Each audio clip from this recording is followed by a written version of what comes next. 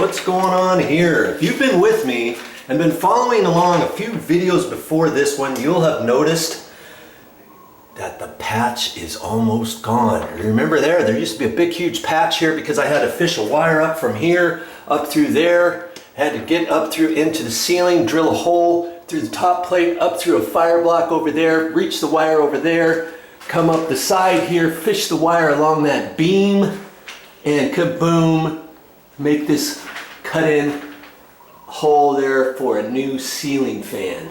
And that's what I've been doing, and today I've got my trusty little sanding paddle out, and I'm gonna put some gloves on, and I'm gonna start sanding these patches. And see, you can hardly see this patch. Yesterday I put the all-purpose joint compound in there, and I got a whole box of it.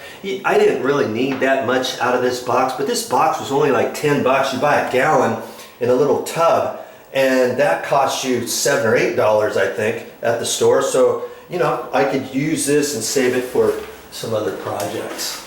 Okay? Yeah, see, you can hardly see where the patch is, huh?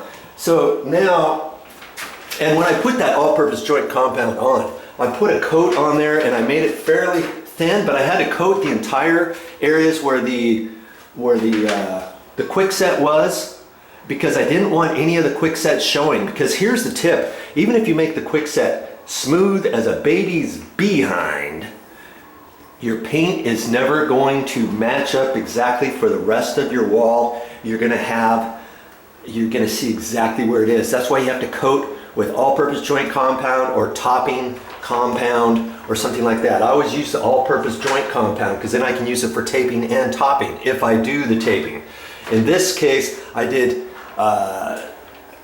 webbing tape, self-adhesive webbing tape for my tape. I put it up there nice and clean, it stuck up there, and then I ran the quickset. Okay, so after I put one coat of all-purpose joint compound, once I let that dry for a while, almost until it was dry. Actually, I had to let it dry all the way because that stuff shrinks. Then I put a tight skim coat over that, and these patches are looking nice. There was 2 patches there. There was also one up in the ceiling. You can kind of see the remnants of the areas because this patching material almost blends in with the paint, doesn't it?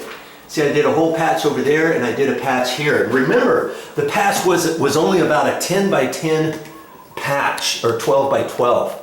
Now see, and after I did all the mud, I actually extended the patch out further, and that's what you have to do. You have to blend it in. You're tricking the eye. You don't want any of that patch showing. So you don't want to just go beyond the mud or beyond the webbing tape with your mud. You want to do that with your quickset, but then you've got to bridge it over with your second coat of quickset, and then you actually have to bridge it out even further with the all-purpose joint compound. That's what I did with all of these patches. They blend right in.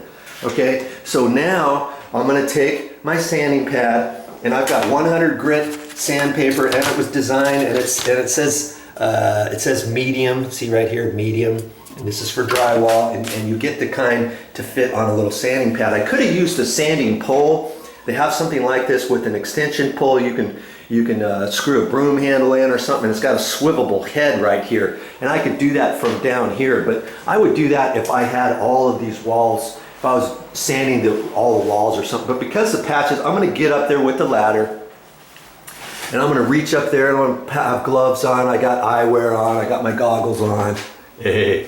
Got my goggles on, and I should have a dust mask on too, but I didn't bring a dust mask, so I'm gonna have to, when I do the patch up over here, I'm gonna have the ladder away so I don't breathe all this dust. This is very fine particles, and the key, here's the key.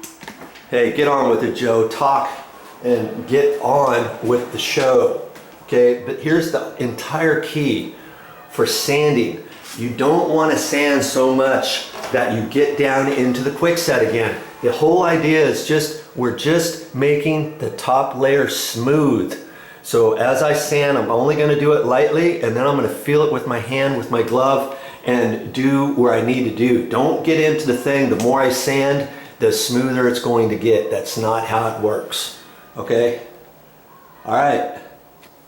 That's all I'm going to do with this video. If you want to see how I sand, you can go to my YouTube channel. You can go to playlists on my main channel. Scroll down to where it talks about sheetrock, and I've got all kinds of sheetrock videos all ready for you. This was just going to be something quick. I kind of went on a little bit longer. Now I'm getting ready, and I've got to get this sanded.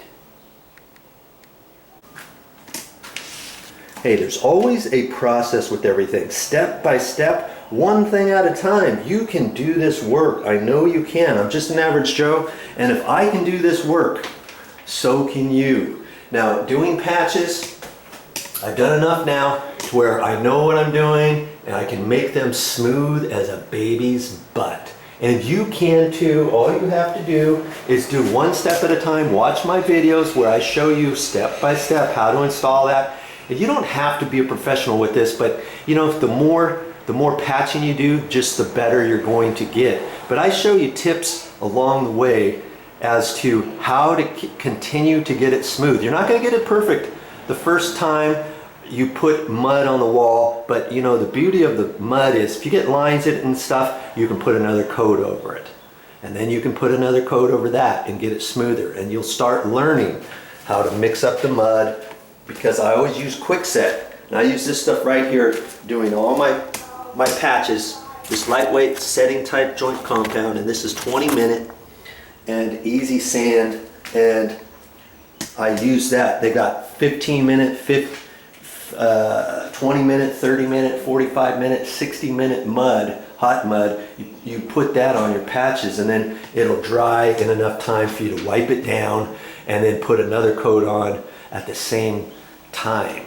Okay, so that's why I use that Quickset. But hey, check out my channel on all my sheetrock stuff. Go to my playlist on my main channel page, scroll down to where you see the sheetrock videos, and have at it. Well, that's all I got for this time, but I'll be back with more videos.